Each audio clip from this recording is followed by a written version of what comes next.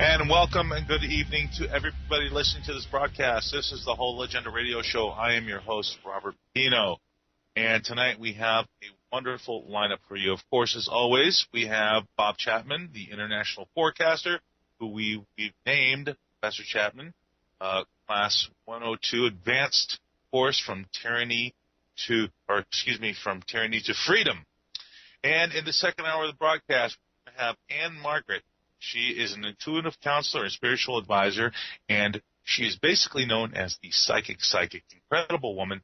You're going to find her fascinating, and I encourage everybody to call into the broadcast because she will give you an incredible reading, and you'll always be able to, of course, make a private appointment with her. And then tomorrow evening, which will be Wednesday, October 12th, we're going to have Jim Marrs. Jim Marrs is a former journalist and best-selling author who's written numerous books, and we're going to be talking about his latest book, The $1 Trillion Conspiracy. So, everybody, we're going to have a great lineup this evening, and then tomorrow evening, Jim Marrs.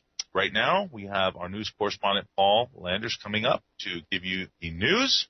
Everybody stick with us. This is the Whole Agenda Radio Show. We'll be back right after the news.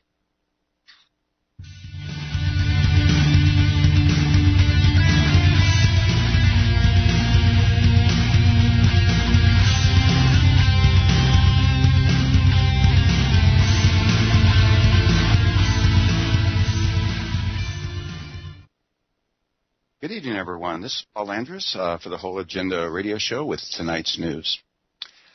This is an update about the story we did a few weeks ago on the California bill to allow 12-year-olds without parental consent to get HPV vaccinations without their parents' consent. It also opens the door for any STD vaccine and future ones. Well, insanity did prevail. Governor Jerry Brown signed Bill AB 499, allowing 12-year-old children the ability to consent to being injected with Gardasil vaccines without their parents' knowledge. Yet, at the same time, the governor banned the use of tanning beds by anyone under 18 unless they receive consent. For the record, HPV vaccines are widely linked to maiming and even killing countless children while contributing absolutely nothing to the body's real defense of cervical cancer. The entire fabrication of quack science and HPV vaccines is nothing but a corporate fantasy created to drum up sales for vaccines. In contrast to that, tanning beds have actually been scientifically shown to increase vitamin D levels in people who are deficient in vitamin D, and that includes the vast majority of the population living in California. Billings, Montana. A spokesperson for the ExxonMobil Corporation refinery in Billings said workers are cleaning up a small oil sheen found in a side channel of the Yellowstone River. ExxonMobil spokesperson Pam Malik said Monday that booms are in place to contain the oil. She says the oil is not believed to have come from the refinery, but the source remains under investigation. Malik described the sheen as very small and said it was discovered by the company Friday on a stagnant channel adjacent to ExxonMobil's property, but upstream of the refinery itself.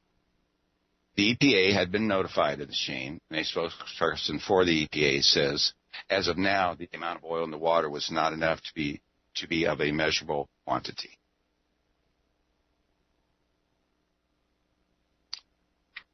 Traditional words, father and mother, will now be replaced with official terms parent 1 and parent 2 in Britain. These terms will be used in official documents. The authorities decided to make such a politically correct move to accommodate same-sex couples. Words father and mother will be removed from British passport applications before December of 2011. The U.S. State Department tried to do the same before, but it was eventually decided not to remove the two words from U.S. passport applications. The subject about novelties in the field of gender relations has been getting more and more popular recently. A kindergarten in Sweden became world famous after its administration decided to simply abolish the use of he and she pronouns.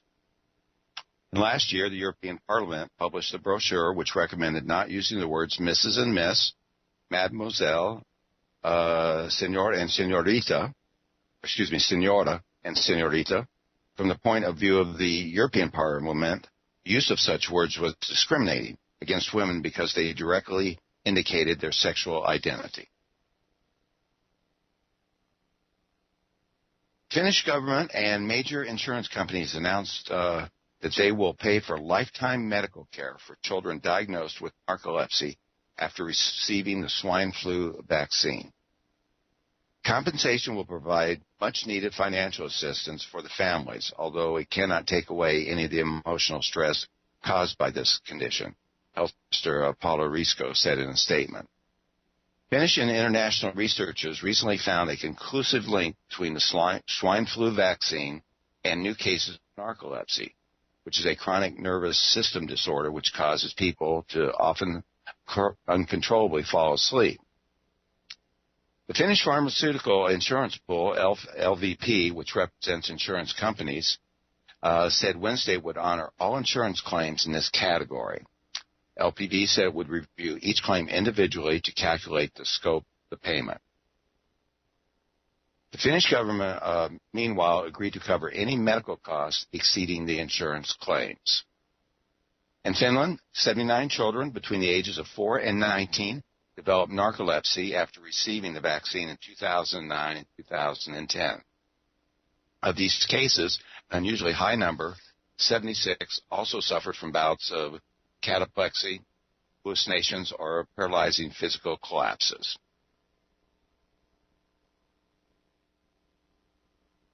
Okay, this next story actually my father sent to me. Not sure where he got it, but I enjoyed it, so I really want to pass this on to you.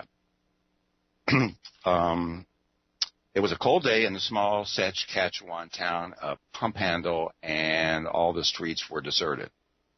Times were tough there. Everybody is in debt, and everybody is living on credit.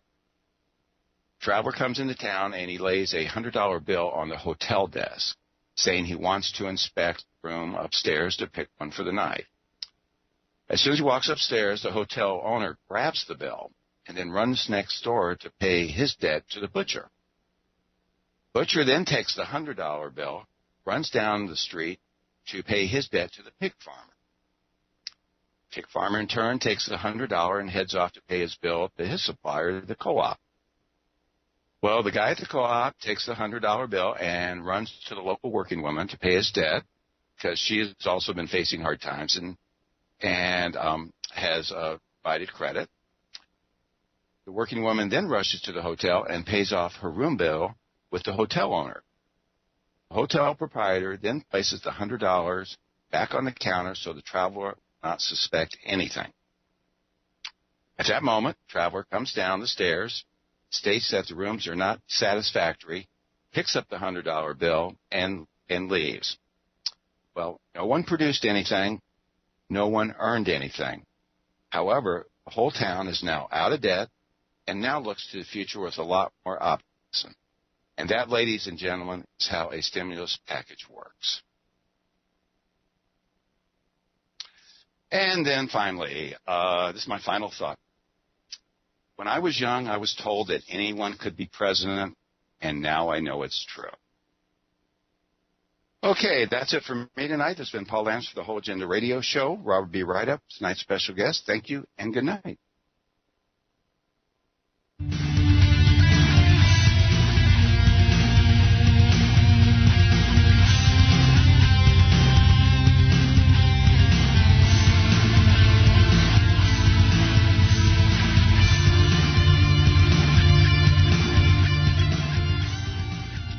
And welcome back, everybody. This is the Whole Agenda Radio Show. I am your host, Robert Pepino, and we have a wonderful lineup for you this evening. And, of course, as always, the incredible Mr. Bob Chapman.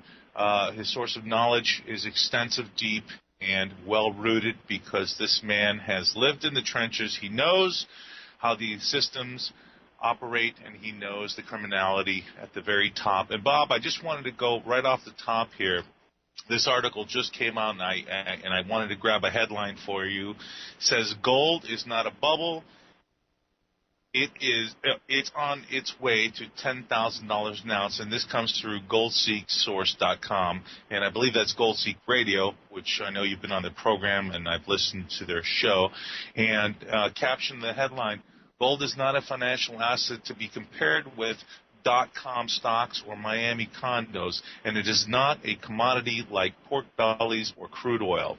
It is the ultimate currency for the truly sophisticated wealth holders in a time of substantial, unreserved credit promotions, my friend.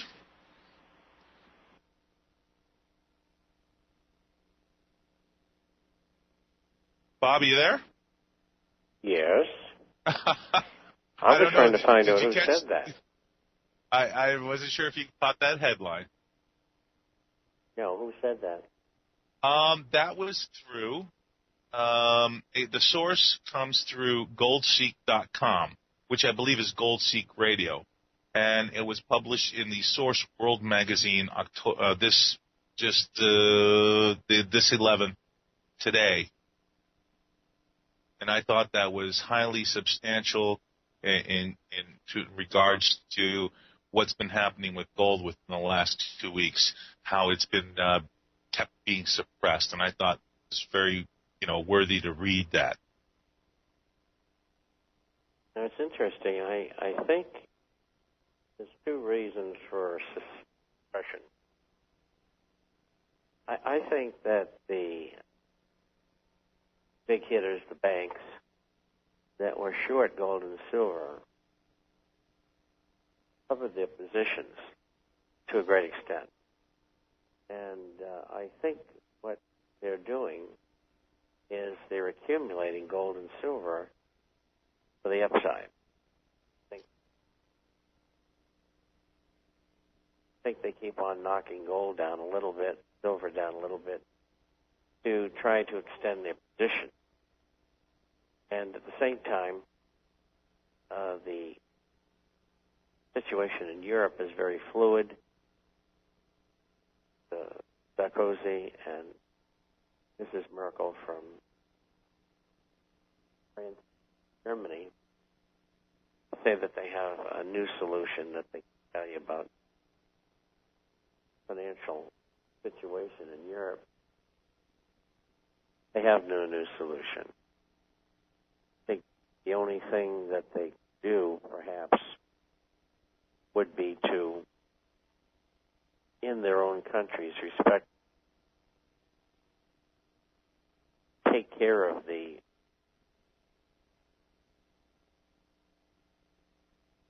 financial situation with the banks. Their banks, in such a terrible situation that what I think they're going to do is what they did with Dexia this past week. That was a bank that was formed by the French and Belgian government, and they made an absolute mess out of everything, lent to bad risks, and got in serious trouble. What's enlightening about that is that it wasn't a month or so ago that they were under this inspection, were found to be the second best bank in Europe, and now they go under. And so they've done what Dexia is. Two countries jointly are going to take and leave the bank that existed the way it is with all the good assets in it. They're going to form another bank with all the bad assets in it, and the bad assets are the responsibility of the country, which, in fact, is the responsibility of the people of those countries. And they're doing the same thing. Germany and France right now. And I think they think that's going to be a solution. I really don't. Because in the bad banks, they expect to continue to write off the bad debt over a period of 50.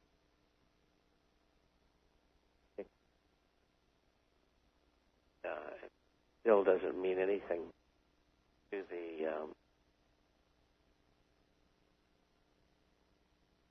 holders of debt, because the debt's not going to go away, and it remains to be seen whether they can reduce the debt. So it's no solution. So the end of the month, that's supposed to happen. Early next month, 10th to 15th, the Greeks are supposed to run out of money. And the big question is, are they going to get more bailout loans from the,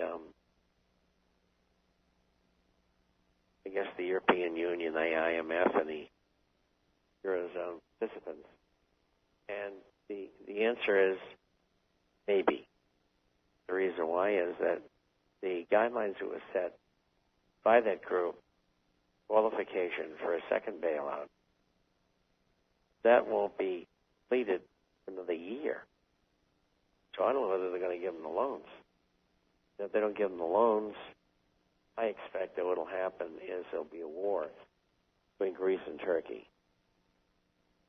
Israel will be involved in the side Greece. I think set up.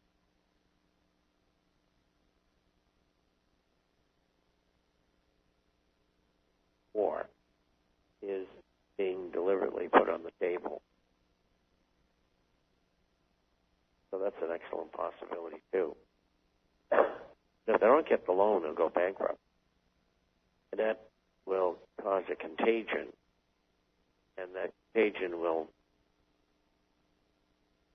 continue to go to Ireland, Portugal, Italy, Spain, Belgium. They'll probably go bankrupt as well. So the situation in Europe is nowhere near being over. They don't have any solutions. The debt's somewhere between $6 trillion in the 6 countries that are in trouble. A heck of a lot of money. So that's the situation the way I see it in Europe. And reason that has been weakness in gold and silver, not that it'll be permanent. That's one of the reasons that gold and silver are down, because they don't want people to think that there's something wrong in Europe, when of course there is. That's a game that they play. You're absolutely correct. I mean, they keep throwing good money after bad. The reality is that they have no manufacturing whatsoever. It's just the same as here in the United States. All the manufacturing is completely. So how can a service-based community continue to throw? I mean, in my opinion, Bob, and I'm just looking at, through my, ignorant eyes, I guess here. The bottom line is these are all service-based communities. They all depend on the income of other countries in order to continue forward. But now that this whole debacle has completely unraveled and people aren't spending that money outside of their own basic needs of what they need to survive, how can this be sustainable? It can't be sustainable in any way. No, it can't. That's a good comparison, because you can't live on a service economy. There's no question. All of the great wealth of history has been created through manufacturing. The only thing that supersedes it is dealing in drugs, which the royal families of the world have been some of the first, some of the most profitable in the history of the world. Yes, you're absolutely right, and they're continuing to do that as we speak right now. And here's another little bit of just a teaser of a headline: China to install 2,000 gold ATM dispensing machines locally within their cities. I mean, and I think this came up probably about 6 months ago, and then it just kind of went to the wayside, but it's just come back up again, that the Chinese are encouraging their own people to buy gold. Well, that's true, and that's probably the main reason that they're putting the machines in, to encourage people to buy.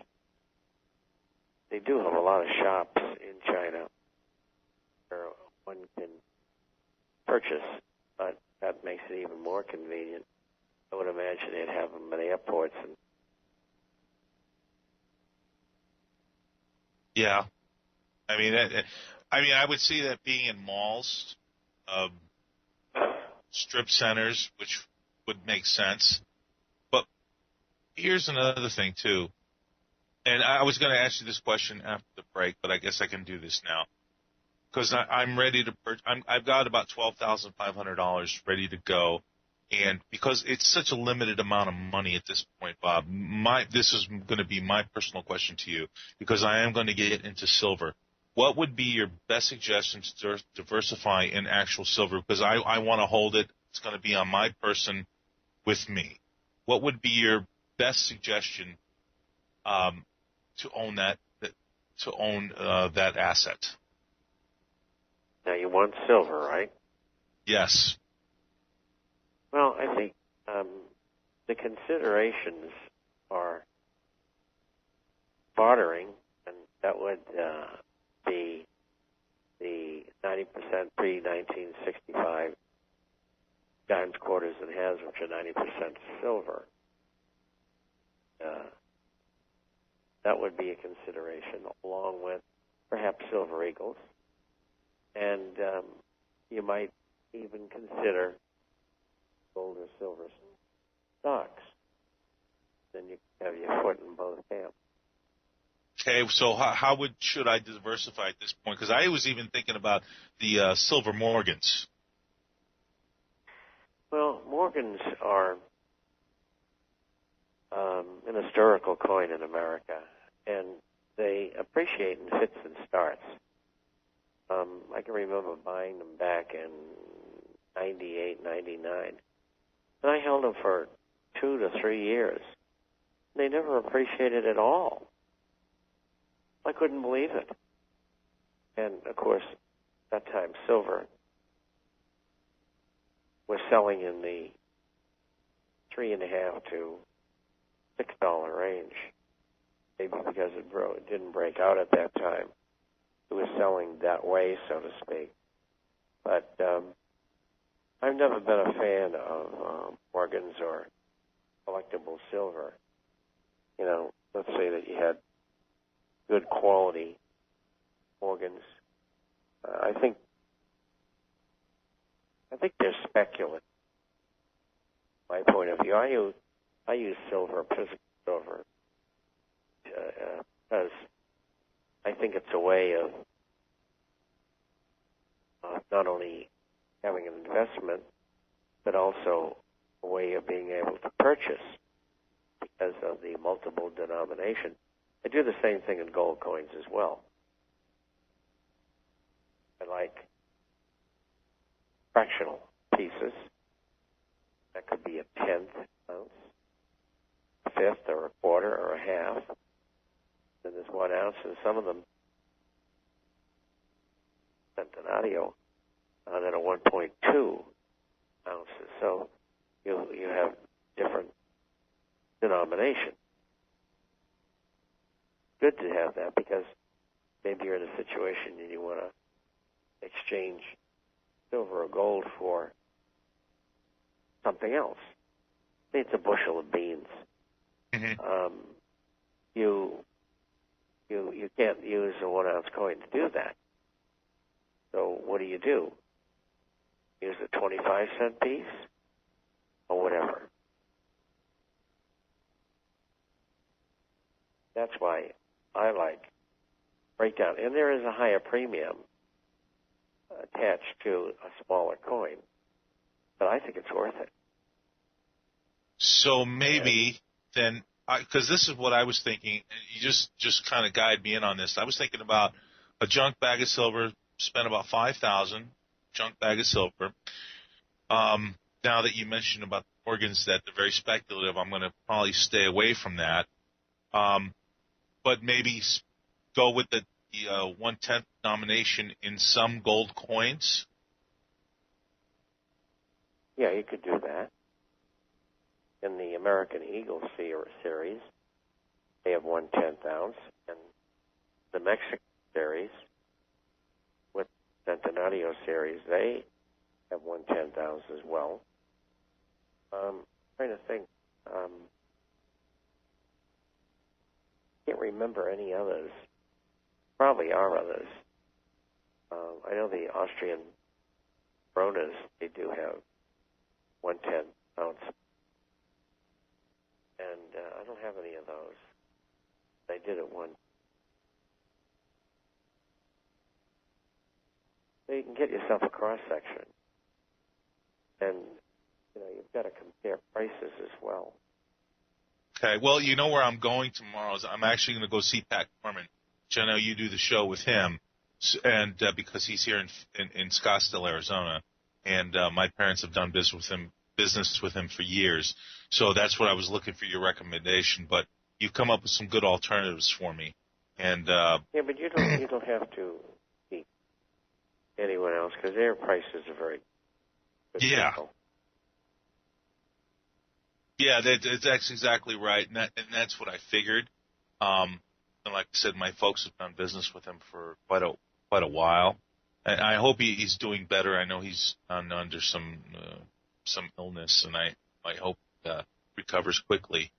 But and that's the thing. I think, but you said it best. I think junk silver is going to be probably the best denominational silver you can use, like you said, for a bushel of beans or a bag of rice or whatever you need at that time when this whole system basically collapses. And, in my opinion, right now, Bob, we're looking at this. This is very short term right now, from what I see happen. It's unsustainable what's going on here because it's all service based. There's no manufacturing left.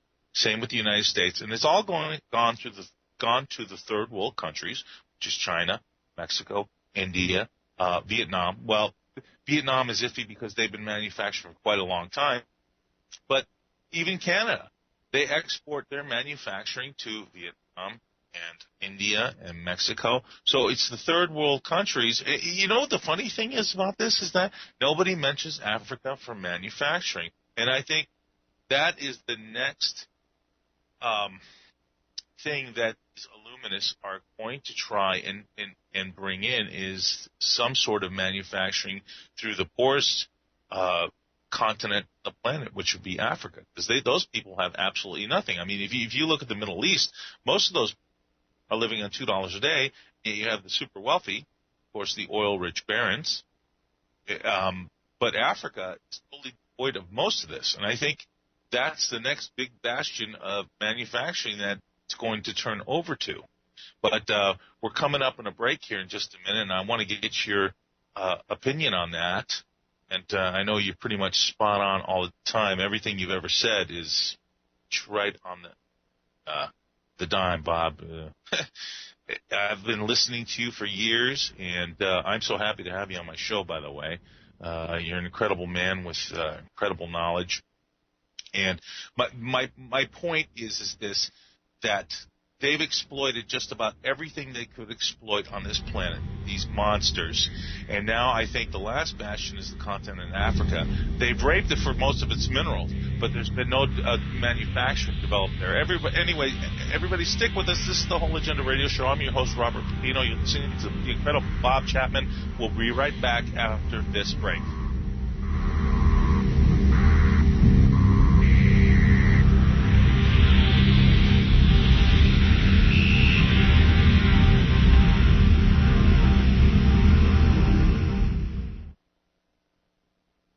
Question: are you always sick? I mean, like colds and flus, feeling lousy. Does this happen to you? Are you tired? No energy? Bordering on depression? When your body feels bad, your mind becomes affected. Do you want to change? I'm saying, do you have the desire to feel better? Life Change Tea to the rescue. Our customers have said since I've been on the tea, I haven't been sick. Wow! An all-natural product that fights sickness. If you're sick, you miss work. Is it really worth it? Try Life Change Tea today. Log on to getthetea.com. That's getthetea.com, or you can call us at 928-308-0408. Let me say that again, 928-308-0408. Life Change Tea is a member of the Better Business Bureau. Lose those unwanted pounds, be healthy, and drink Life Change Tea. GetTheTea.com. Regardless of the dollar price involved, 1 ounce of gold would purchase a good quality man's suit at the conclusion of the Revolutionary War, the Civil War, the presidency of Franklin Roosevelt, and today. You may not be in the market for a new suit, but you don't know what the future may bring. And gold is the one financial constant the world has ever known. It can always provide you with your basic needs. Whether you're looking for junk silver, old silver dollar rolls, gold bullion, or fractional tradable gold pieces, Kettle Moraine is your full-service representative with over 50 years of knowledge and personal experience. Visit FlyingEagleGold.com or call us at 623-327-1778 today for competitive prices on all your gold or silver needs.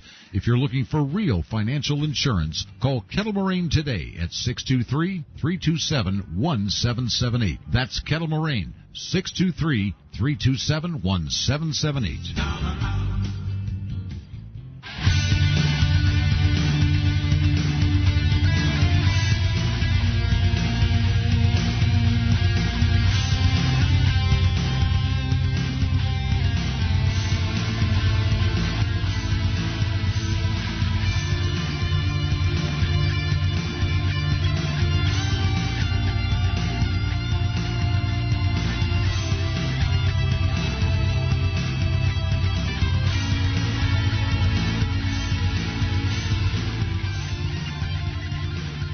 Welcome back, everyone. This is the Whole Agenda Radio Show. I'm your host, Robert Pepino. You're listening to the incredible Mr. Bob Chapman, who is a wealth of knowledge and information, and right now I've been seeking advice from him. I have my little bit of life savings that I'm going to purchase my silver and hopefully a little bit of gold to be able to retain some of my wealth, what very little is left, in order to go forward through this economic crisis. But Bob, I was just mentioning earlier that, they've exploited all these third world countries, which weren't always third world countries, but have been so with the last 100 years or so. And I was talking about the continent of Africa, how I've been so unexploited by these people. And I think maybe that's the next target that they might be going after. But just before you get into this, I want to say to everyone, if you want to call in and ask Mr. Chapman any question you would like, the number is 1-888-747-1968. Please call in and ask your questions or whatever is on your mind. Bob, please. Well, I lived in Africa for 3 years. So pretty familiar with manufacturing capability. So one of the problems is that the cost of labor actually is not cheap in developed Africa, which is South Africa and Zimbabwe. Because half the people in Zimbabwe now live in South Africa. They were fleeing the government. You have limited manufacturing throughout the middle part of Africa. Then in northern Africa, you get a fair amount, and you have to radiate the quality of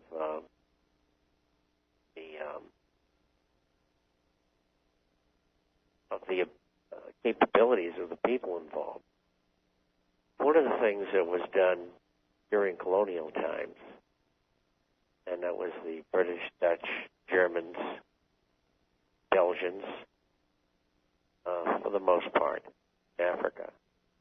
And they deliberately did not educate people. They would take the smartest, who would be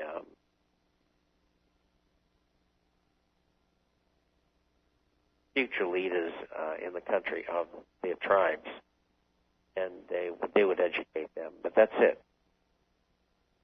Nobody else.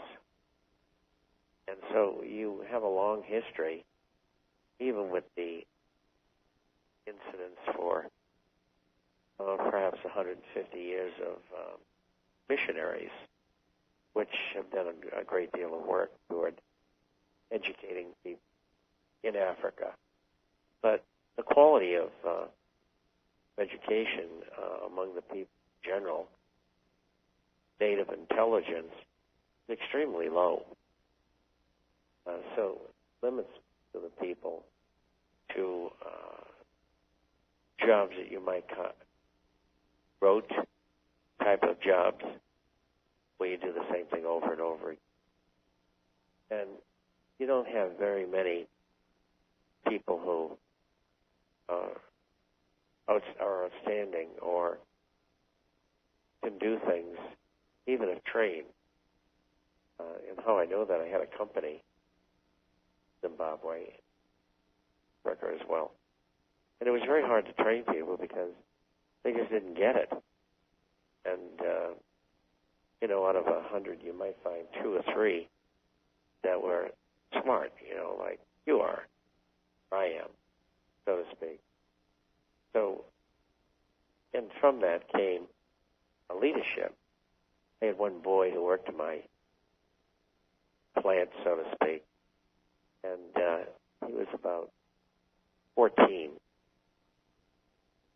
Became the labor union leader in the country, which really surprised me. But generally speaking, the quality of people is not up to what you might find in India or China, America. The grasp is just not as great. And I know I've been there and done that. You've employed 200 or 300 people at a time. You get a good idea. They also had another pension. They'd work. All of a sudden, one day they wouldn't be there. They were, where did Joseph? I don't know, boss. Seen him. About 3 months later, Joseph would come up one morning, say, I'm ready to go to work, boss. And I'd say, Billy, pray tell, where have you been? And he said, I was out in the tribal trust lands with my wives. So what did you do out there? Oh, not much. Kind of hung around. I said, did you make more children? No, I've already got 8. I think that's enough. And this is the way they do things there, in my personal experience. I lived among the Africans.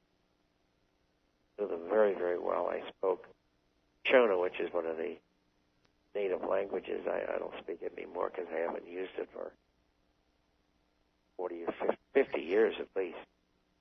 And so I got to know them quite well. We had a catering company, and the Africans love Coca-Cola. And so I take a deuce and a half, load it up from the Coke plant, and drive out into the tribal trust land. And you think I was a god driving with the last and best thing in the world. And no one would ever bother me. I never had to carry a weapon or anything, and they all knew me. And they'd take off the whole truck and pay for everything and drink it up and give me the bottles back, and I'd go back in again. And that was, a good haul. You could double your money, and it was only maybe a 30, 35 drive into the bush country, is it? But I don't know how much it's changed since I left. It's probably not much different. Well, okay, so my question earlier, do you see that might be the next doorway opened for, this, and it has been a slave labor system of control. I mean, Do you see it going that way?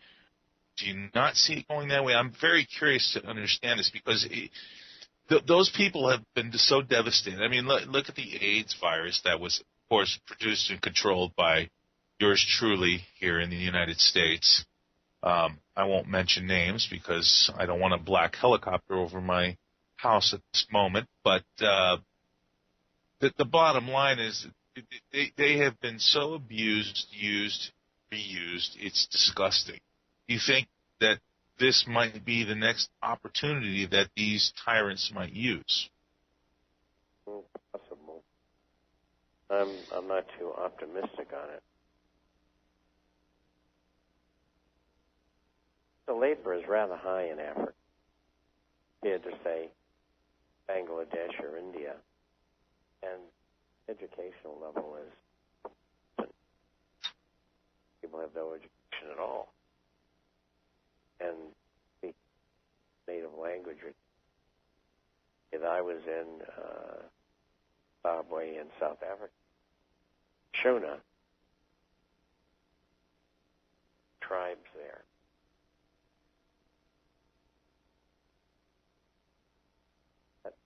Language known the Shangeni. Because there weren't a lot of people in that tribe, the areas in which I lived. In fact, if somebody came from Zulu land, lives, say, Zimbabwe, Zulu, they call him Zulu. They wouldn't call him Joseph or Daniel or whatever his name was. Would be his name, Zulu. Remember, I used to buy large amounts of bread because I had a catering service and restaurant. The guy that worked bread company did the external wholesale sales was a guy named Zulu. And I never knew his real name, but I knew him for 2 or 3 years. And I can remember him like remember anybody else in my life. But the recollection. And well, I was going to say, I know you have a photographic memory, so that's hard to get, not understand that. Well, I just don't think. At least at this, the opportunities abound for manufacturing in Africa. Perhaps in North Africa, where the educational levels are higher. Most of the people are Mediterranean, and some countries there's people, sometimes countries there's not. And Algeria and Tunisia,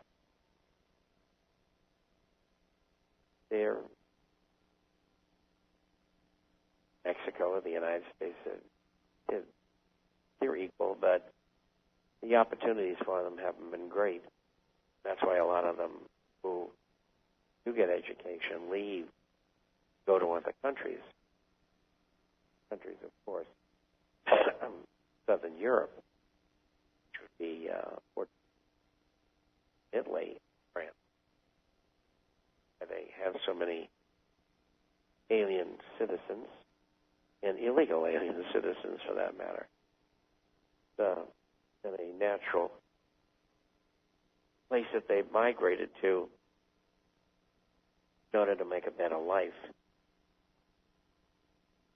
That's one of the problems that the people in Europe have that have Muslims in their countries. Most of them are Muslims, although a lot of them, of course, are. It's the religious culture is large, if not enormous. And the Muslims very, very seldom marry within the Christian structure or even Semitic structure. So, country within a country, if you may. Right. That's where most of the more industrious and brighter the people from Northern Africa are gone. I've lived in Spain in usual. See many of them. Usually they work construction. Hey, you know what? You're absolutely right, because back in 2008, when we had my parents' 50th wedding anniversary off the coast of Amalfi, and we spent 2 weeks there, but we had gone up to northern Italy where we went to we went to the northern part of Italy, and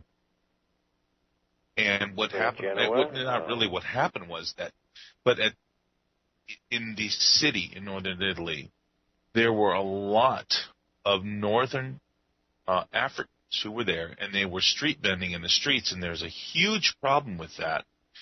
As far as I know in Italy, because I didn't ask about any other country, but when I was there, I was asking about that. And these people are just trying to make a living just to survive, and the police there would almost basically ignore them to a certain extent.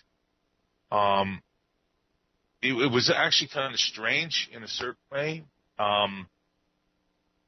It's hard to explain because when you saw them on the street, and they would be in a large strip, and it would be these North African people selling these knockoffs of Gucci or whatever, and there would be the lookouts for these. And then when the police would arrive, they would all gather the things before they actually arrived, gather the things and scatter, and the police would actually spot it. So I understand the hardships that these people are going through, just like most third world countries are going through, and they're just trying to make a better life for themselves. But the inequality that's taking place worldwide through this banking structure has actually allowed for this contagion to happen, so to speak. So, you see the smaller picture when you're there, but when you look at the overall picture, you know how it's been caused. And that's heartbreaking to me, Bob, because, there should be equality for all human beings on this planet. Well, you're right about that, but, there's these enormous cultural differences. They're really incredible. Not only cultural, but, intellectual. They're often 1,000 years apart. Hard for Americans to, but the gap is that big. You go in some places and the gap 200 or 300 or 400 years, but usually it's not close. You've got to live in these places to understand. I agree. Time. I've lived in Italy. Part of my family came south of Genova, which is in the Cinque.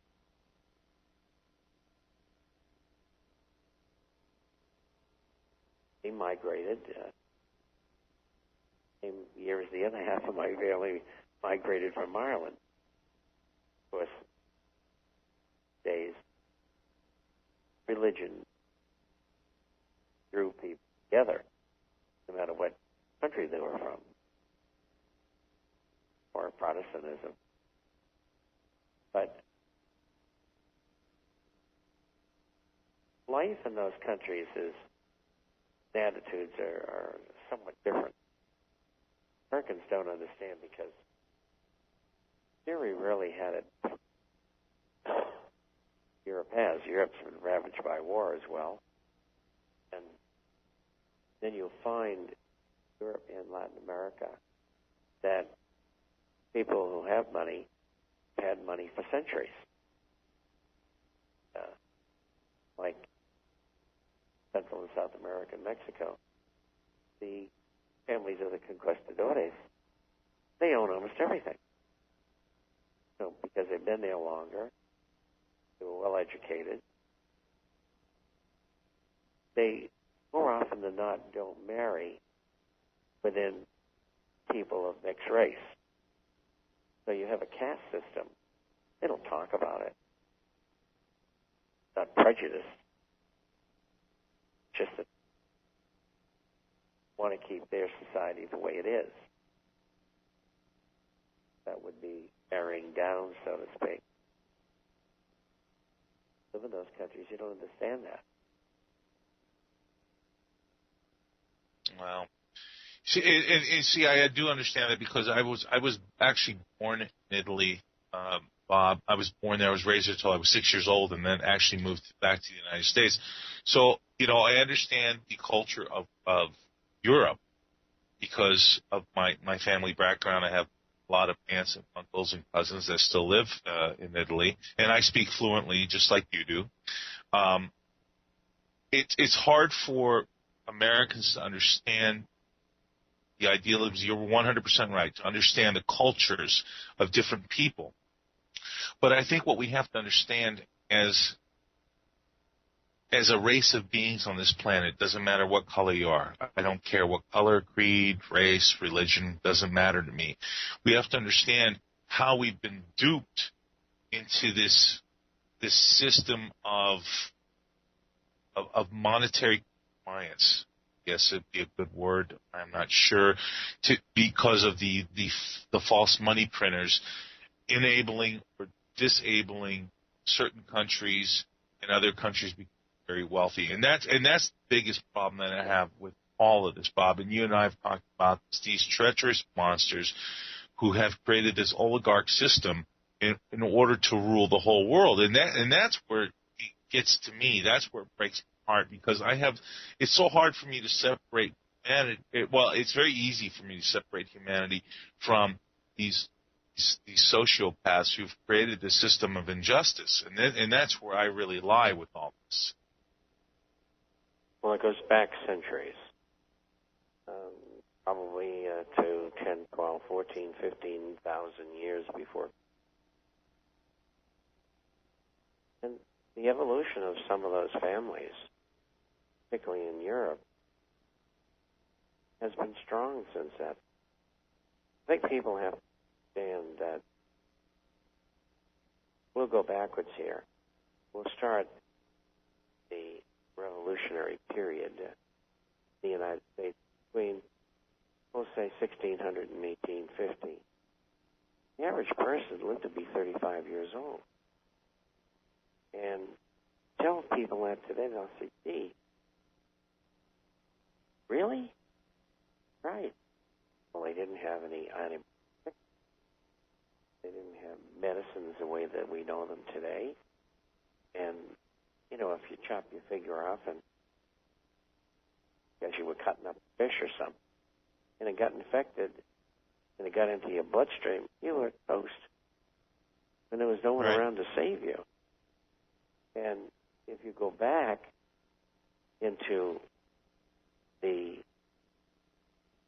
3rd and 5th and 7th centuries before Christ, you'll find that people lived to be 20, 25, 30. They didn't get killed in some war. These people were always warring with each other for whatever reason. So consequently, you have this evolution power.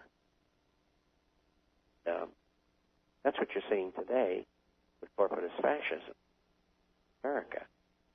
You see it with socialism in Europe and communists in China. They're all forms of socialism. None of them are good. We see that today in all those aforementioned countries. They really don't know what's going on. The public. Right. The people who control things, they know what they're doing. Right. And Bob, listen, we're coming up on the end of the hour here, so I want you to always give out your information so they know where they can get the International Forecaster, because this is very important. People need to understand what you're about and how precious your information is, because people got to realize, Mr. Chapman, he may be 76 years young, but he's not going to be on the planet forever. So, Bob, give out your information, please. Well, the International Forecast is about business, finance, economic, social, and political issues all over the world. We publish on Wednesdays, Saturdays, runs around 40 pages each. And we have a hard copy that goes out twice a month for those who are not on the Internet. Everything that you need to know each week, patient. You can get a free copy of the publication by going to theinternationalforecaster.com. Theinternational, FORECASTER.com. You can also go to www.intforecaster.com, intforecast.com. Those of you who want to ask a question, we answer everyone. Or if you'd like a copy of the publication, or if you'd like a copy of our latest report on gold and silver shares, you can email us. That address is Bob, B-O-B, at INTFORECASTER.com, Bob at intforecaster.com. And for those of you who'd like to call toll free, that number is 877-479-8178. That's 877-479-8178. Get the copies of the publications there, and have an offer there for those who would like to become subscribers of a free subscription. And the offer is terrific. And so if you're interested in that, you should get a hold of them, because it's really a good opportunity to get the publication virtually free. Well, Bob, I want to thank you as always. I always look forward to you on Tuesday nights. I really look forward to you next Tuesday. And I'd like to get a little bit on your background, if we can. Just part of your life and what your life has been about. I don't think anybody's actually ever asked you that.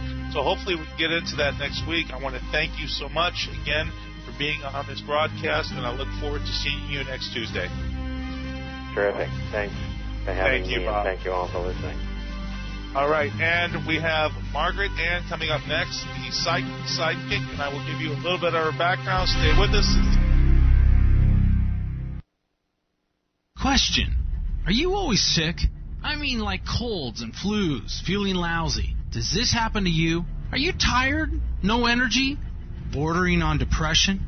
When your body feels bad, your mind becomes affected. Do you want to change? I'm saying, do you have the desire to feel better? Life Change Tea to the rescue. Our customers have said since I've been on the tea, I haven't been sick. Wow! An all-natural product that fights sickness. If you're sick, you miss work. Is it really worth it? Try Life Change Tea today. Log on to getthetea.com. That's getthetea.com, or you can call us at 928-308-0408. Let me say that again. 928-308-0408. Life Change Tea is a member of the Better Business Bureau. Lose those unwanted pounds, be healthy, and drink Life Change Tea. GetTheTea.com.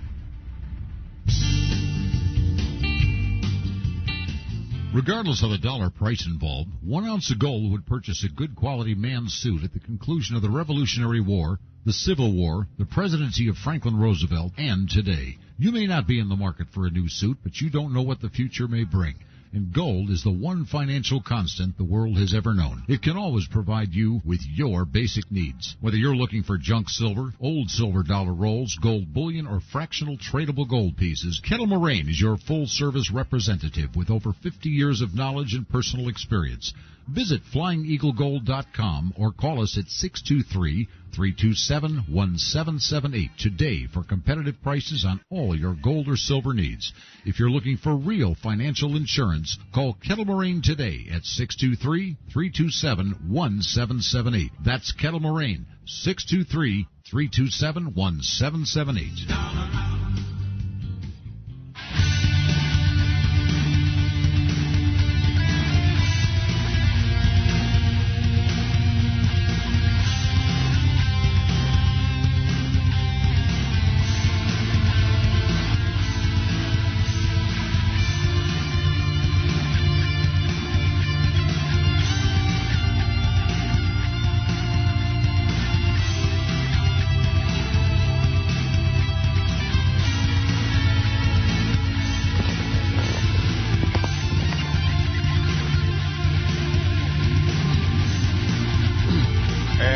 Welcome back, everyone, to the Whole Agenda Radio Show. I'm your host, Robert Pino. And second hour, we have an incredible guest, Margert Ann. Margert Ann is an intuitive counselor and spiritual advisor and has been counseling for the last 30 years. She's developed her abilities in childhood at an early age. Margert Ann always knew she was different and ahead of her time before the age of 18. She had many near-death experiences. She has known Margert Ann as noted as being the psychic psychic.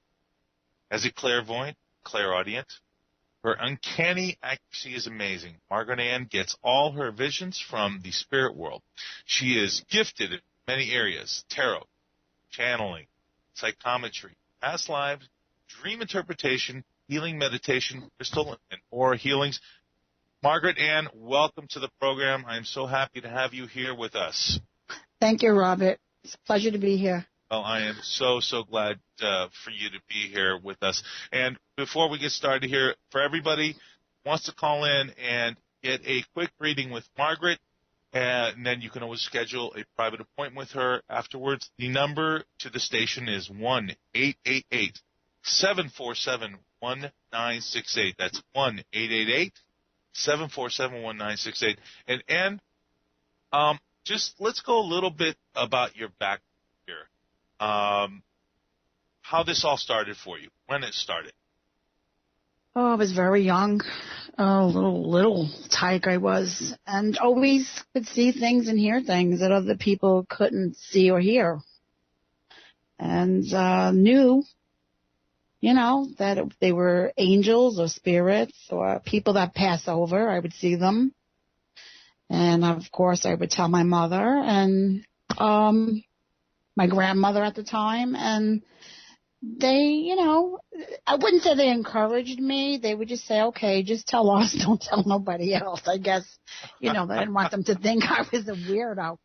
But as I got older and my accuracy, even in my teens, 15, 16, 17, 18, wow, everything I would say would happen, and they just, I guess encouraged it. I never doubted my ability. And that's what a lot of people that are intuitive do. They doubt themselves. And we all are gifted. Well, I didn't mean to interrupt. When was your first real cognitive, intuitive understanding of this? When did it all, you knew there's something, like you had a vision or something hit you like a ton of bricks? You're like, oh, Lord, this is unbelievable. Well, I was very close to my grandmother. I was named after her, and she died when I was 10. But I was a very mature child. I was the oldest of 5 children, so I grew up rather quickly helping my mom take care of the other babies. So I was like 10 going on 40. So she passed away when I was 10 years old, and I was very close to her. In fact, we lived with her, and I wasn't sad. I wasn't crying. I knew, in my mind and in my heart that I could see her anytime I wanted, and that was the case. She came to visit me for about 8 years after that, and she took me on a little trip one time, which I knew nothing about, astral projection or soul progression. Here I'm thinking it's a dream in my mind, and meantime it was the real thing. She took me to the other side and told me that I was in the book and she missed me, and I just told her I wasn't ready. I had work to do on this planet. And then everything I could get my hands on, reading about, astral projection, about soul progression, everything just, boom, I started meditating. It all just developed rather quickly. I guess being on those sacred grounds really sort of zapped me a little bit, Well, yeah. I'm sorry, go ahead. No, I'm just saying it just enlightened me to the point that, I just progressed rather quickly. Now, when you were talking to your grandmother, did you ask any, when you were getting this information from her through the spirit world, did you get any particular information about yourself or your family, friends at that time when all this was going on? Well, when I was a really small child, like 10 and 11, she would come to my bed at night and sit on the bed and talk to me and tell me, I miss you and I'm always here with you. And, anytime you need to talk, I'm here. And, it just was I didn't seem that it was strange. I was very comfortable with the whole thing. And, she would tell me certain people were sick, certain people were going to be with her. And I would tell my mom. And then sure enough, my Aunt Sally passed. And then, this one would pass. And I already knew before it was going to happen because I got the information from her. So you must have spooked a lot of people when you told your mother this, or she even actually related this message to family members, right? Yeah, well, after a while, they were not that they were afraid, because they knew that whatever I said happened. It maybe didn't happen the next day or the next week, but in a course of months, within the year, it would happen. And they would just brace themselves and prepare for, whatever. But, there should be no fear of death. A lot of people fear death. I mean, the other side, if you knew what's going on the other side, we'd all want to be there for sure. Well, I agree with you because I certainly don't fear death. I mean, when it comes, I will welcome with open arms because you and I both know that there's no such thing as death. It's just a transition. Mm-hmm. Yes. Death to me is a privilege. We all have to earn it. That's a very good way of putting it. It's a privilege that has to be earned because this is the hell we are living on right now, right? And by earning it is the hard work we're put here to do. Life is very hard work. I don't care how easy you have it, how much money you have, it's still hard. It's still hard work.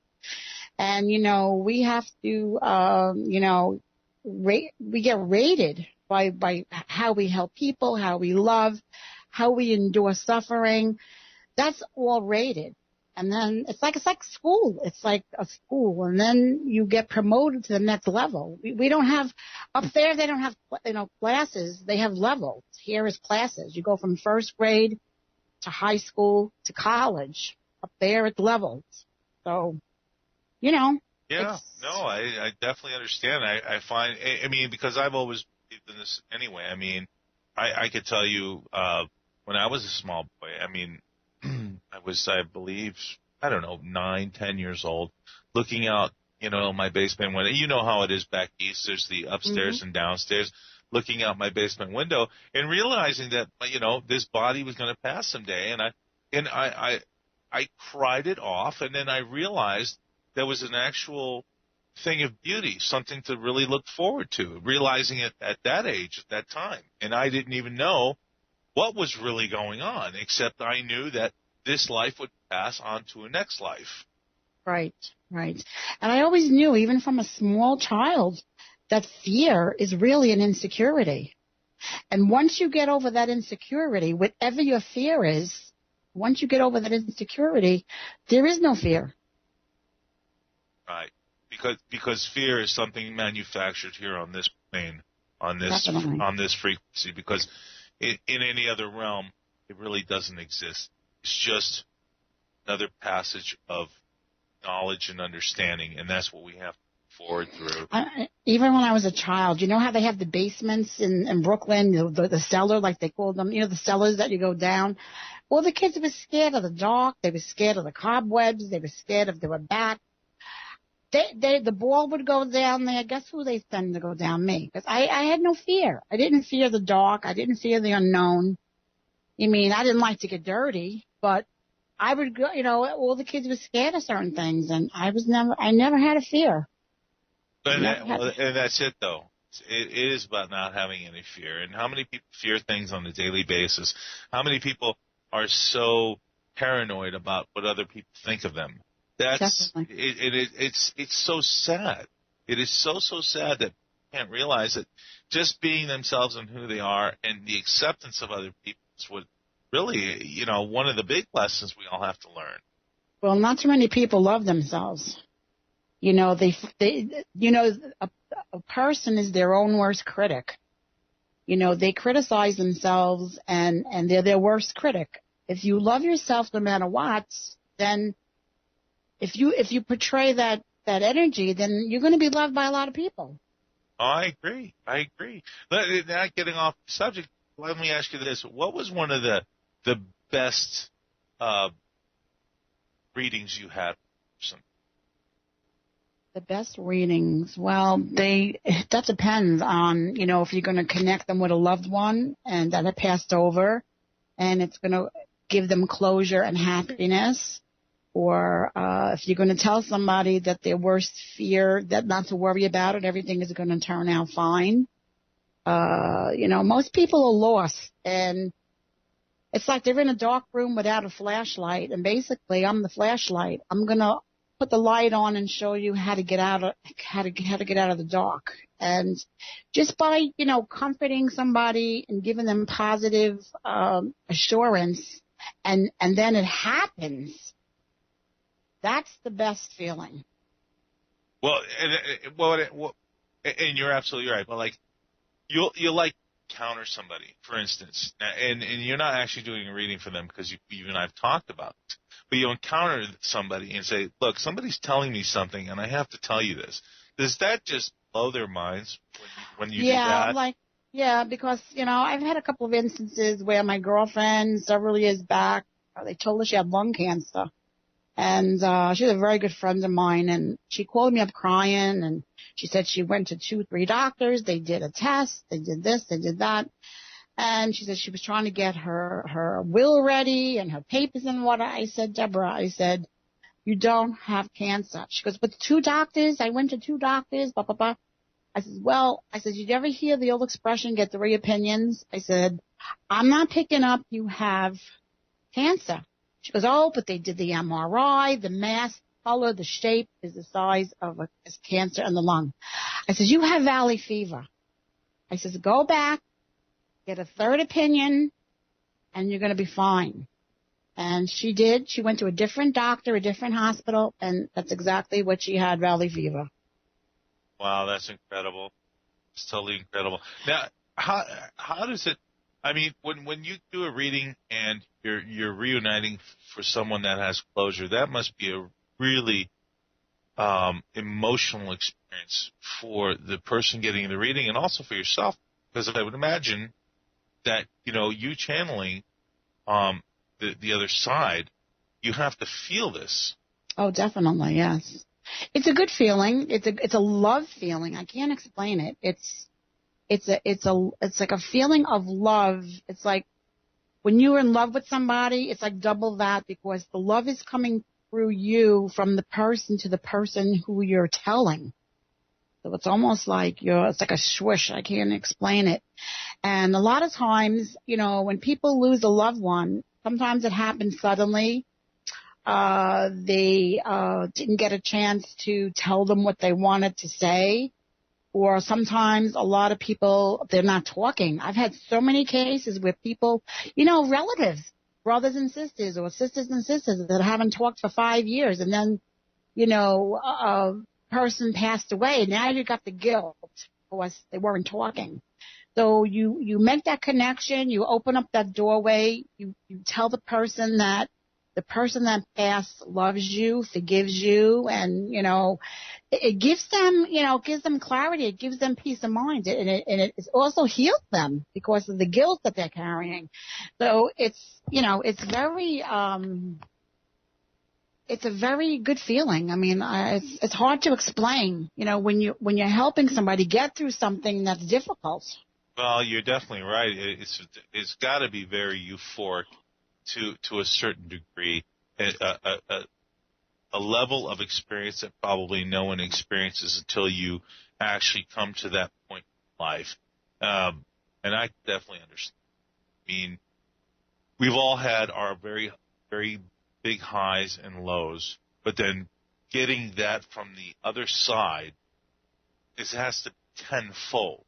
Oh, definitely, yes. It's hard to explain. It's like a high without doing any kind of drug. It's almost like you could fly, but you're not flying. It's all that wrapped in one. I mean, if that explains it. Now, can you explain to me? How does, I don't know even if you can. I mean, you just had this ability most of your life. Can you explain how the spirit world comes through if you channel someone through you, or you hear someone talking in your ear? How does that happen? How does that transition take place? Well, the spirit world, once they know that you could see and you could hear them, if you're around someone, because sometimes they'll come to me just for a regular reading. I mean, they just want to know what's going to happen in their future, or with their job, with their love life. And then all of a sudden I see a person standing there. It could be someone that, was related to them, that crossed over. They know you could see them. They know you could hear them. And then they want to, of course, put their 2 cents in and give this person information. And then they just start telling me stuff, and I just relate what I'm hearing. And people just are amazed because, nicknames and names of people, the name of the pets and towns and locations, it just all comes through. There's no way that I could know this. Especially if I never met the person before. So, all this information just comes through.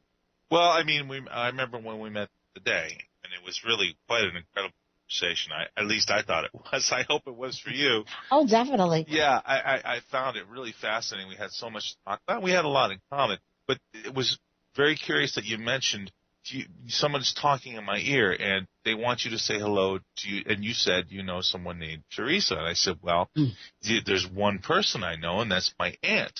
She lives in Tucson. There is no way in the world you could have known that, or anybody else have known that.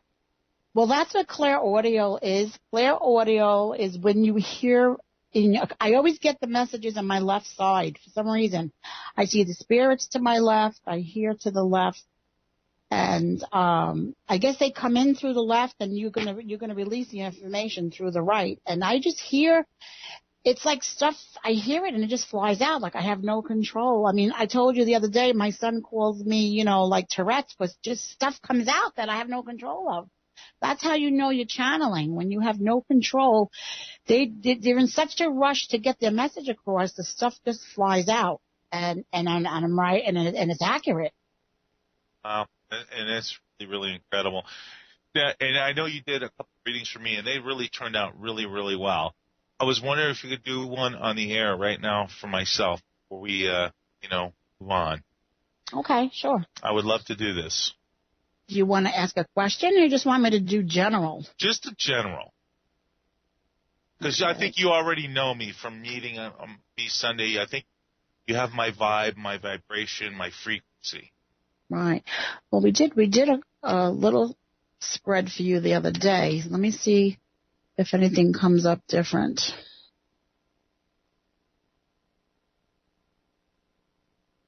Well, this is telling me here that you're on a learning path. You're like a sponge. You just want to learn as much as you can. You're on a learning path. This journey that you're on is a learning journey. And that's why you're a sponge, because it's like you're drinking in everything you could see, hear, or absorb. And you've had, your whole life hasn't been, peaches and cream. You've had some, ups and downs. There was some burdens that you had to go through. But that's all part of the learning system. We don't fall down and scrape our knees. We're not going to learn what caused us to fall down and scrape our knees. So I know exactly what you're saying. I relate that directly to my life, precisely what you're talking about. And and the funny thing about you is you don't like too much change. You don't mind trying new things, but you don't like change. When you get in a comfort zone and you're happy with that zone, you like to stay there. So it's like sometimes people come in and they just pull the rug out from under you, and that really, gets you all crazy. It does, but then I also accept change, because right. I do like that comfort zone, but I accept the change and I challenge it. But that's because you're elevated. Now, most people that are not elevated, that would, they probably would be, nervous wrecks or, depressed or whatever. Because you're highly elevated, you can accept change. But everything around you look positive. I see a lot of bright opportunities come. I see a lot of happiness in your future. Well, that's a change. Oh, really? You're going to be very happy. That's a big change. Because everything I've been absorbing has been so negative, but it's positive, negative at the same time because it's information. I see some kind of windfall coming for you. I mean, my inheritance card doesn't always mean someone's going to die and leave you money. I don't know anybody who has money. No. Inheritance to me, what inheritance is whatever you're lacking. You could inherit love. You could inherit love. You could inherit happiness. To me, that all falls in the category of inheritance. Whatever you're lacking and you get, to me, that's inheritance. And next to that is the sun and a victory card. So to me, it's like there's a lot of prosperity coming for you. It's like whatever you touch is going to turn to gold. Wow, that's really, really wonderful. I mean, speaking of gold, and I don't even mean that, like I was listening to the last show, I mean, gold and silver. We're not even talking gold per se. We're talking success. Whatever you touch is going to turn to gold. There's a lot of opportunities coming your way. There's love coming in for you. Yeah, I got to see this one. Well, you know what? You weren't ready. All the times that you had the chance, you weren't ready. You had a wall down, a wall up, or the timing was off. You were trying to get to where you are now, basically. That's a good way of looking at it. Yeah, I mean, I did have with my ex, I can tell you this. I had my ex, and she was absolutely nuts. That didn't mean that I didn't love her. I did, but the opportunity, you say that's what you said, the opportunity, the timing wasn't right. And this is showing me here, too, that you've tried a lot of different businesses in the past. You've tried at least 4 or 5 of them, and they started out okay, and then they fizzled.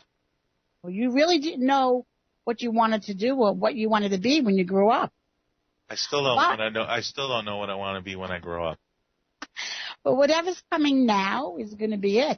You're coming to the finish line, and that's a good thing. Yeah, it is. Absolutely. I can see where what you're talking about, because this radio show for me is absolutely incredible, and I absolutely love doing what I'm doing, and I think this is what you're talking about. I mean, I got a marriage card here, and it doesn't necessarily mean you're going to get married, because marriage could come in it could be a partnership, it could be a marriage of a business, but it's next to cup, so to me, it's love. So there is a prospect maybe that you will be married. I'm getting in it too. So that could be, we know it ain't 2 days, we know it ain't 2 weeks or 2 months, but maybe within the next 2 years you might be walking down the aisle. I just don't see that happen. I'm being honest. I just don't see that happen. But again, you can be very, very right. I mean. No, marriage. What's marriage? The piece of paper. The way this planet is going, you just look at to me, being married twice, I could be married to you in my heart and soul. I don't need a piece of paper. You know what I'm saying? Yes. Just a piece of paper. Yes. So that's a marriage too. Living with someone, loving them, nurturing them, protecting them, respecting them, growing old with them, and dying with them. All right. To me, that's the best marriage. All right. Now I'm going to let you in a little secret. I don't know if we're on the air, so I guess who's ever listening. I'm sure my mother's listening to this. I have met someone, and no, it's just a person I met business. But it would seem to me that she's interested in just more than business. She seems like a very nice person, and it hasn't gone any further than just running to this person every so often. So right. I thought I'd mention that because I the whole marriage thing for me right now, there's just, it's out of the question in my mind, but you're saying, so I thought I'd mention that because this just happened recently, actually. Okay. Yeah. But within the next 2 years, you don't know where that's going to go. I mean, it could be, you might work very well together in business. I mean, that's a form of a marriage right there, when you're working together and doing the things you love to do and agreeing on things and balancing each other out, that's the start. Right. Professing your love and wanting to grow old and hopefully dying an old age together, to me, that's a marriage. No. Oh, absolutely. But like you said, that's just one aspect of it, because it could be a marriage of business. It could be a marriage of just, soulmates who don't necessarily have to have any kind of physical relationship. Well, yeah, that all depends. I mean, usually, well, that helps until, once you get older, like your parents, you said they had their 50th anniversary. After a while, it is companionship. They're together half their life. Oh, yeah. There's no question about it. So when the physical end really goes away, that's okay, because you're in this for the long haul, and I'm going to love you no matter what. So if the physical part goes away, that's fine. Well, it's usually for the women more than the men, because, men are very, very visual, and that's just the fact. Right. Well, this is saying that, you got a lot of, when it comes to love, you have a lot of, maybe you're afraid of being hurt. I don't know. Or maybe you're afraid of being disappointed.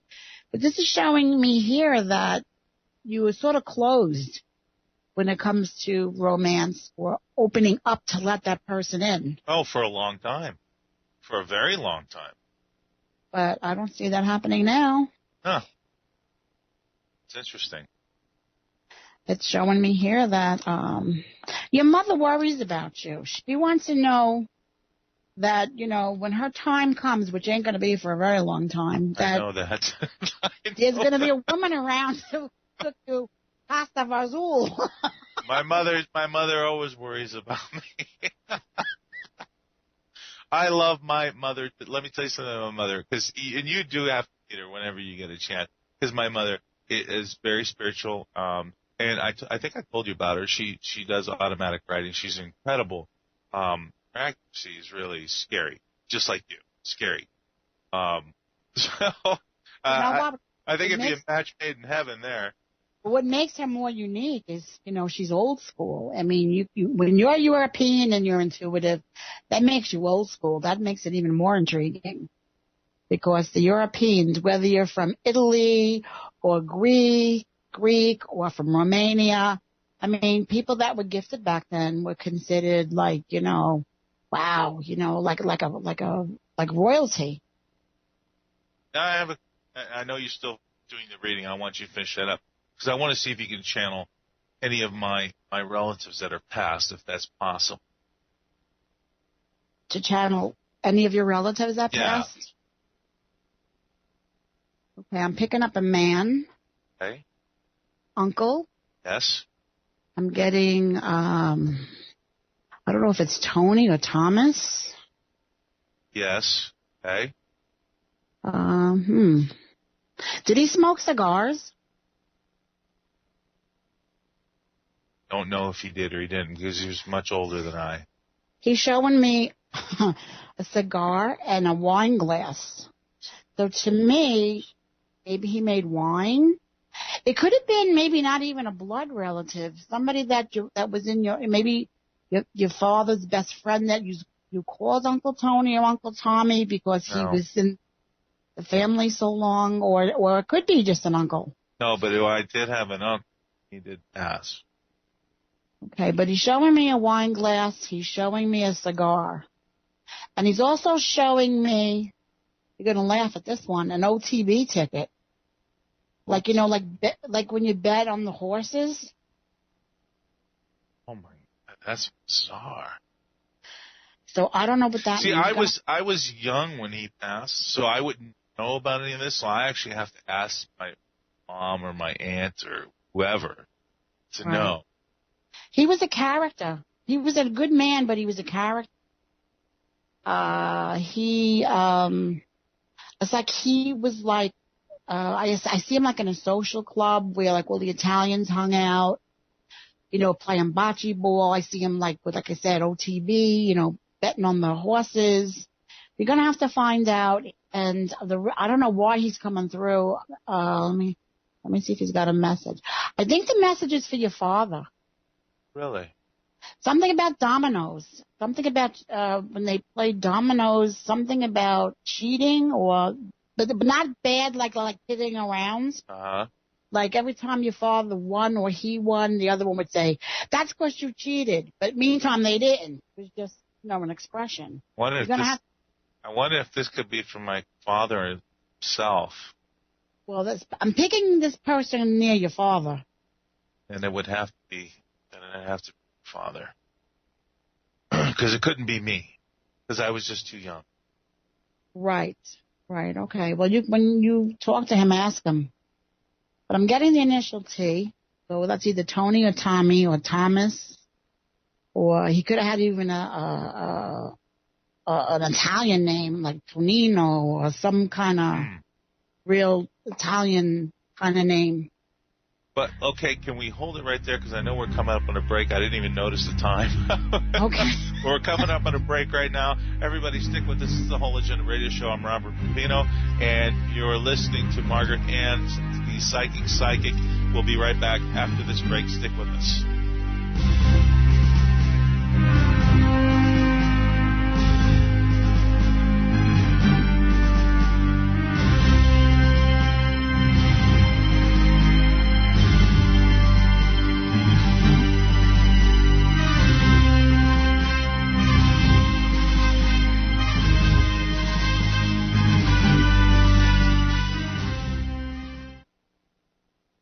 Question.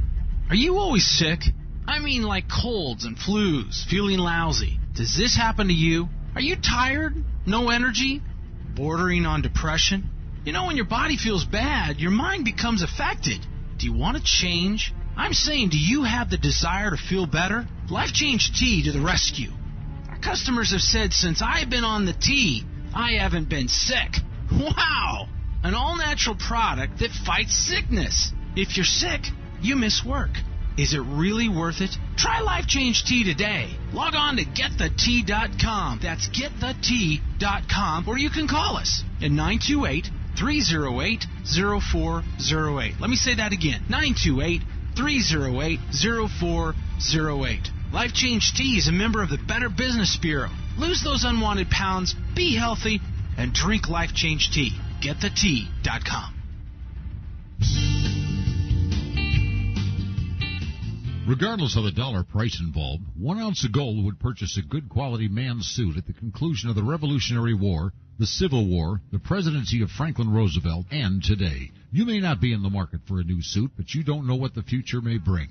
And gold is the one financial constant the world has ever known. It can always provide you with your basic needs. Whether you're looking for junk silver, old silver dollar rolls, gold bullion, or fractional tradable gold pieces, Kettle Moraine is your full-service representative with over 50 years of knowledge and personal experience. Visit FlyingEagleGold.com or call us at 623-327-1778 today for competitive prices on all your gold or silver needs.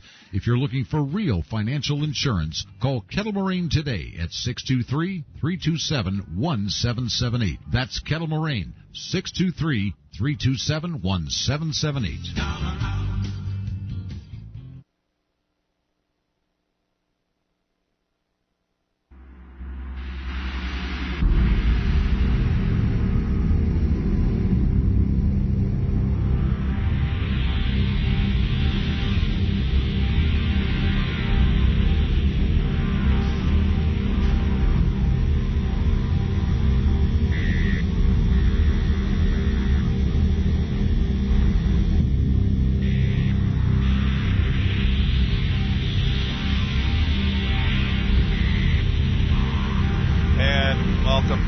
Ladies and gentlemen, to the Whole Agenda Radio Show. I'm your host, Robert Pepino, and this is the Whole Agenda Radio Show, and we have the incredible Margaret Ann, Psychics. Now, Ann, we got a bunch of people starting to call into the show here, so I want to take it right off into the callers. First caller, you are on the line. You are on with Margaret Ann. Hello? Yes. Hi. What is your name? It's Yolanda. Yolanda? Okay, Yes. did you have a question? Yes, thank you so much for taking my call. You're For welcome. the past 6 years, I've kind of had like a dark cloud. Just everything just hasn't been going very well, and I was wondering if you see a change. Okay, just give me your birthday. I just need your month, the day and month. Of my birthday? Yeah, just the day and month. Okay, it's November 18th. Well, a lot of this dark cloud, a lot of it has to do with financial. Yes. I see the sun coming out, which means there's a prayer answered. Whatever you're praying for, you're going to get. Money's coming, there's strength, and a lot of change. You've had a lot of negative people around you, a lot of people that are takers and not givers, and you're a giver. So probably they've taken from you, that's why you probably don't have. So you got to learn how to say no. There's a trip you're going on, and you're worried about your health. Well? Yes. Are you worried about your health? Yes. It's saying not to worry because you're making yourself sick with all this worry. There is money coming for you. Whatever was holding back will come through. There's something about work or business saying to be patient. Are you trying to sell a home? No. No, I don't have a home. I mean, I don't have a property. I don't have any. Okay, well, there's a wish around a home. There's a what around? So there's a wish around a home, of you having a home, like a house. In 2 months, 2 days, 2 weeks or 2 months, you're going to have abundance, meaning the door's going to open and there's going to be a flood coming through of money. And are you waiting for, do you have a court case pending? No. Does anybody around you have a court case pending, like a son or a daughter? No. Well, something through a legal issue, there's money coming from there. Whoever has this court case pending, they're going to help you. I'm getting it's a man. Doors closing to the past, doors opening to the future. There's going to be celebration for you in a 3. So within the next 3 months, you're going to be celebrating a victory and building a new foundation. And I also see a move for you. I see you moving. Opportunities. It's like your whole life is going to change. It's like going through a doorway. You're going to go into the sun. You've been in the dark. You're going to go through the doorway, and you're going to be in the sun, and you're going to be happy. You've struggled to get there, so enjoy it. Is that it, Yolanda? Will I be getting... Huh? I'm sorry, is that it? Because there's a lot of calls on the line, honey. Yes, thank you for the opportunity. I appreciate it. Thank you. You're very welcome. Call back anytime. And Margaret's going to be on every Tuesday, so you can call back anytime. I want to go to the next caller online, please. Hello? Hello, next caller online, please. Hello? Yes, Hello? you're on the air. Oh, hi. My name is Tammy. Hi, Tammy. Hi. Well, I was hoping that you would have maybe a message for me. I lost somebody very, very dear. okay. Is it a man? Yes. Tall and thin? Excuse me? Was he tall? Yes. I'm getting a tall, thin figure. Wasn't thin. Well, maybe he's thin now. A lot of love there. A lot of, he was a good person. Yeah. Yeah, very good person. Yeah. I'm getting a lot of white light around him, a lot of good energy around him. He had something with his eyes. He's showing me his eyes. Did he have nice eyes? Yes, he did. Were they like really crystal, like blue? No. But something deep where they mesmerized you. Very kind eyes, very kind heart, very kind man. His death was sudden. Yes. Yeah, he wasn't supposed to go. I mean, he wasn't ready to go. Telling me to tell you that he's around you all the time. That's great. And I'm getting, I don't know what this is, I'm getting the initial J. Yes. Okay. Yes. Oh, my God. Oh, my God. Getting... You just bumped. Yes. Okay. Yes, that's my son. He says I got the chills now. But when you're sleeping, he touches you. Really? Yeah. He could, like, if you feel like something brushing your cheek or your hair, that's him. Oh, okay. Okay. Sometimes I think it's my hair in my face, you know.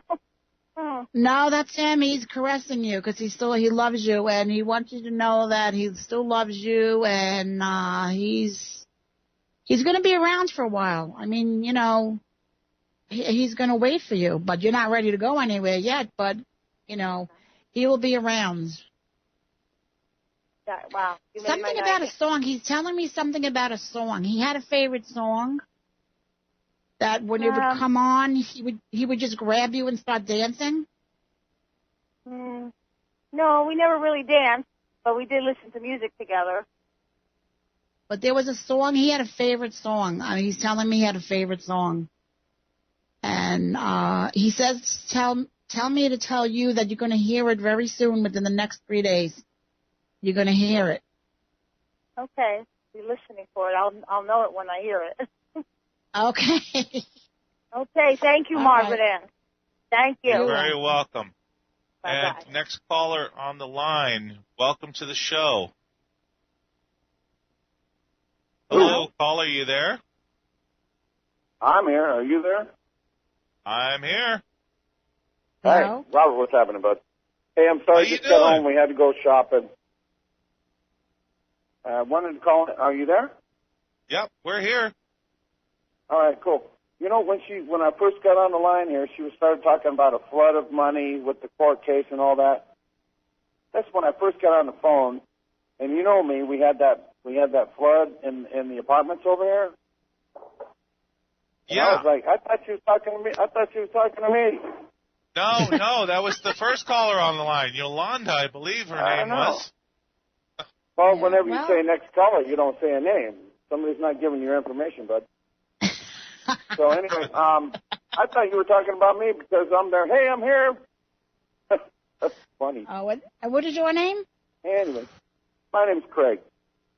Craig. Okay, Craig. Do you have a question? Craig, well, I do. What do you specialize in? Because I missed all this stuff. I had to go shopping, and we had to go and buy some stuff. And I just got home, and I told Robert that I would call in tonight to talk to you. Right. Well, I specialize in everything, so it depends on what you want to know. Well, I don't know specifics. Do you have the capability of reaching people that are around me now, and just through the phone conversation? Yeah, if they come through. Sometimes they don't always come through. I mean, it's not like I could just summon them and snap my fingers. Sometimes they don't come through. Sometimes they do. It all depends. Now, you want to connect with somebody that passed? Well, yeah. I'm picking up an older woman, like a mother figure. Hello? Are you breaking up? Sorry, what'd you say? She said that she's picking up an older woman figure. I doubt it. My recent passing was a younger woman and my dad, and Robert knows all about that. And I do. And okay. Yeah, and he does. And I would kind of like some information on that. If you can come up with, what they're doing, if they're still around, stuff like that. Now, your dad, did they pass? Well, they didn't pass at the same time. Did your dad pass first? No. The younger one did. There was a female I was involved with for 4.5 years, and I found her hanging in the garage. So it wasn't a good day. Then my dad passed. That was January. My dad passed in October. And Of last year? I've seen a figure in my house that's kind of shaped like my dad, a dark figure. Right. And I wonder if that's him or I if don't... it's a residual, because this is an older house, if it's different soul that's hanging around my house. Your father, when did he pass? Last October? No, it was, I was 41, I'm 48 years ago. 8 years ago. But him No, and my I'm not girlfriend- picking up that's your dad. I'm picking up that spirit came with the house. Well, that's what I was thinking, but it's about the same height as my dad, because I saw it one time. Well, if it was your, I think if it was your dad, he would make himself more available. In other words, he would let you know it was him. He would do something. There would be a sign or a scent or something that you can relate to him about. I'm picking up that this spirit is not your dad. I'm picking up it came with the house. As far as the woman you were involved with, I don't feel she's around because she's over on the other side. Like I said, I was explaining to Robert earlier. There's like, I wouldn't even call it school. She's going through reviews up there of why she did what she did because it's against the against the Bible, I thought. The teachings, well, not even so much the Bible, it's just against the, creation to take your own life. Well, a lot of people do, but you have to, review why and, why you did it. So she's basically in a review thing right now. Right. Well, I don't want to take up all your time, but the cool thing, when she did pass, I made an effort to contact her. It was about a day and a half after she died, and I unplugged the refrigerator. I made sure the TV's off. There was no wind blowing outside. There was nothing. And she did come through, and I was bawling my eyes out. And she came through and said, "I'm so sorry."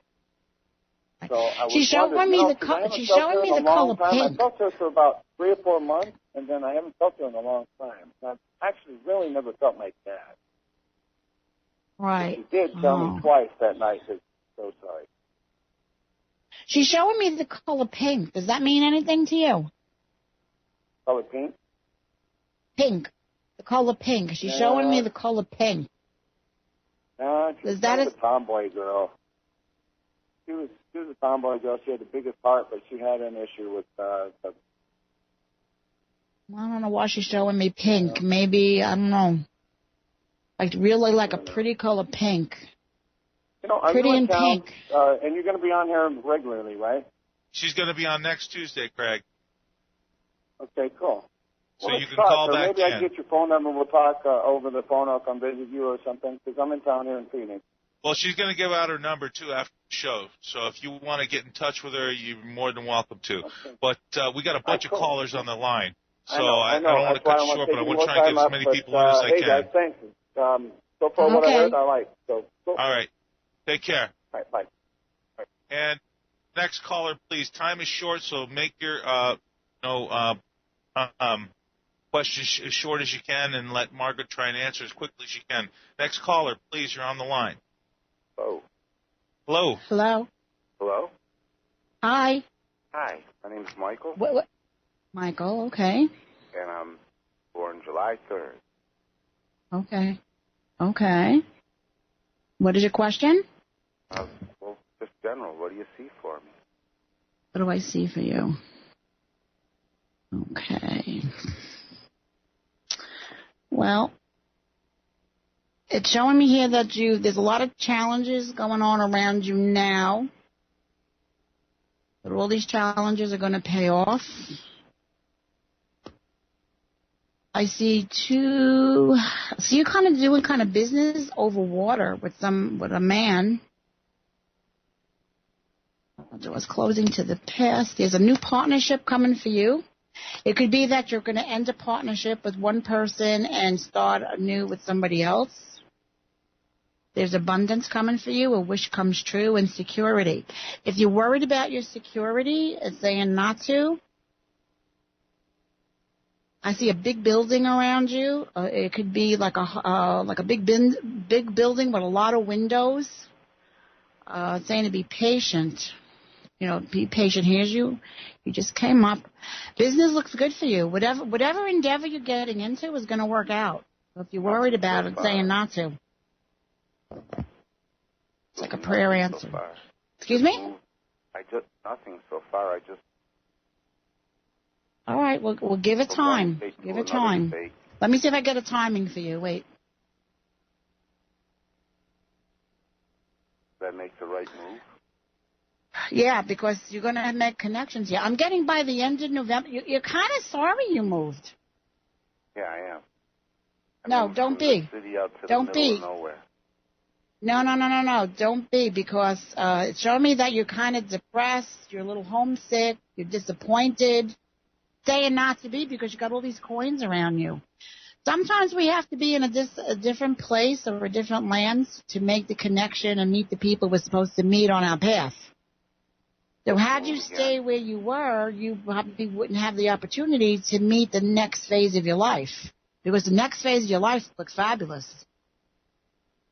Supposed to move again, or am I supposed to? No. You're where you're supposed to be. There's the Wheel of Fortune coming for you, and I'm just picking up that you're a little homesick, but you're going to make money. You don't know how, because you feel, how am I making money here? But you're going to meet the right people, and I see a lot of opportunities coming in. There's a lot of money around you. And your home is going to be the home you want. I mean, right now it doesn't feel like home because you're homesick from where you came from. But give it another 2 more months. I'm getting 2 weeks or 2 months. You're going to be very happy. You're going to be glad you did. Is that it, Michael? Yeah, thank you. Let somebody else have. Look, she will be on next Tuesday. She's going to be on every Tuesday, so you can call back and then ask more questions. Margaret Ann, she's an incredible person, and she's giving up, an hour of her time to be here with us. So you're more than welcome to call back next Tuesday, Michael. Yeah, I had a psychic tell me that I was going to die when I was 54, so I'm kind of worried. Well, I'll tell you what. You can call in next Tuesday. I'm pretty sure you're not going to die. You ain't going nowhere. You got to make all this money first. It's like 54. Thank you for the call, Michael. Bye. Thank you. And we have enough time for one more caller. Last caller on the line. I apologize to everybody else who's been holding. Margaret's going to be on next week, so just hold your thoughts till next week. She'll be on, and let's take this last call. Hello, caller, you're on the air. Hello? Hello, Margaret? Yes? I don't know if you can hear me. Can you hear me? Oh, Ernest. How are you, Margaret? Hi, Ernest. I could recognize that voice anywhere. Yes, Ernest, welcome to the program. Radio station. Margaret, can you just give me a quick reading? I'm at a crossroad in my life, and I'm just curious to what path to take on that road. Okay. On. Well, it says here, take the money and run. I like that one, Margaret. Well, you're right about the crossroads. You feel like your hands are tied. You feel like you're being restricted and being held back from what you want to do and what you want to be. But once the walls lift or once the restrictions lift, the sun comes out, you're going to be making a decision very, very soon in 2 days, 2 weeks, 2 months. You're going to make the most crucial decision of your life. And wow. And it's going to be good. It's going to be a good one. It's that. Money and end of disappointments and a lot of change and a rebirth. Well, so just hang in there a little longer because a two is nothing compared to a lifetime, Yeah, I hear what you're saying. Absolutely. And one other question, Margaret. I know it's getting close to the end. Do you see anything with health issues? Health issues? Yes.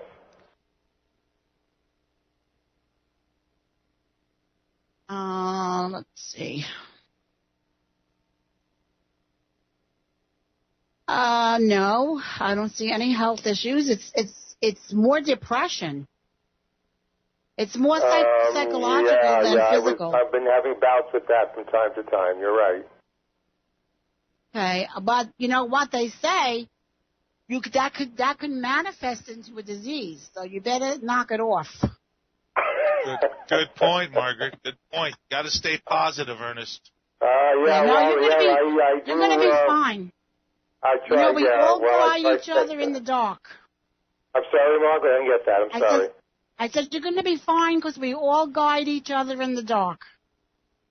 Yes, and I know that sometimes we need the dark to appreciate the light, so I'm hoping to see a lot more of that light.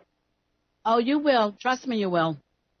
Okay. Excellent. Well, Margaret, it was great listening to you. I really enjoyed the show, and thank you for introducing me to the show. Very good. I'm glad you enjoyed it. And Ernest, thank you for listening to the show. It's most appreciated. And for everyone listening to this broadcast, you're welcome. And call in early into the broadcast so Margaret can do, a quick reading for you. And, of course, Margaret is available for private readings. She's an incredible person. The reading she gave me just blew my mind.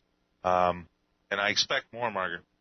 Okay, but the thing is, my website is under construction. I'm revising my website, and it's under construction, so there's no website to go on right now, but I'm hoping to have it up and running by next week. Okay, well, do you want to give out your phone number so people can get in touch with you personally? Right, they can call my number. It's 480-753-4408. Okay, excellent. Everybody, you've been listening to Margaret Ann, the Psychic. She's going to be on every Tuesday, the second hour of the broadcast, so please tune in to ask your questions so we can get as many people in as we can, because there was just a plethora of calls. And I'm sorry to everybody who we didn't get to the phone calls to. I apologize for that, but call in next Tuesday and we'll be able to take care of that for you. I want to thank you, Margaret, for being on the show. I will see you next Tuesday. This has been the Whole Agenda Radio Show. I'm your host, Robert Pepino. And tomorrow night, remember, we have Jen Mars, incredible guy. We'll tune in. We'll see you tomorrow night. Please tune in. Take care. Have a wonderful evening.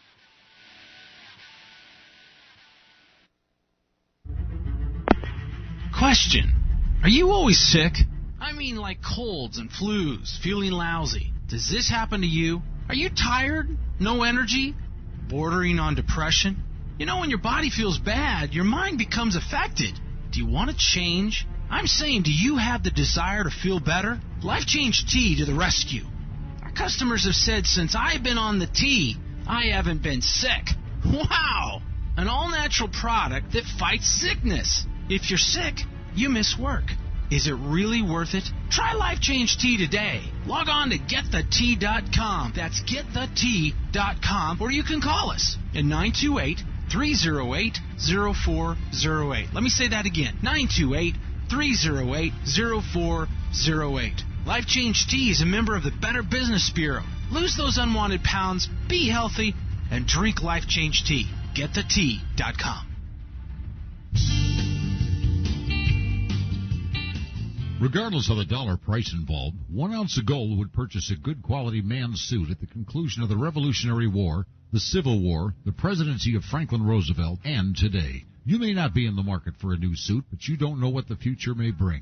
And gold is the one financial constant the world has ever known. It can always provide you with your basic needs. Whether you're looking for junk silver, old silver dollar rolls, gold bullion, or fractional tradable gold pieces, Kettle Moraine is your full-service representative with over 50 years of knowledge and personal experience. Visit FlyingEagleGold.com or call us at 623-327-1778 today for competitive prices on all your gold or silver needs.